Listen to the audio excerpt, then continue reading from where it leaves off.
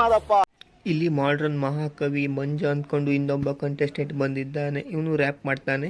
ಹೆಸರು ಮಾಡ್ರನ್ ಮಹಾಕವಿ ಮಂಜ ಅಂತ. ಮಾಡುವಂತ ರ್ಯಾಪ್ಗೆ ಜಡ್ಜಸ್ ಎಲ್ಲ ಕೂಡ ಫುಲ್ ಖುಷಿಯಾಗಿರ್ತಾರೆ. ಇಲ್ಲಿ ಚಂದನ್ ಶೆಟ್ಟಿ ಅಂತೂ ಕೂಡ ತುಂಬಾನೇ ಖುಷಿಯಾಗಿರ್ತಾರೆ.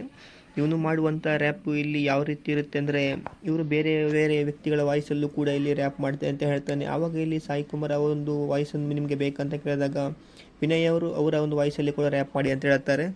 ಸಾಯಿ ಕುಮಾರ್ ವಾಯ್ಸ್ ಬೇಕಾ? ಅವ್ರ ವಾಯ್ಸ್ ನಲ್ಲಿ ರ್ಯಾಪ್ ಮಾಡಿ.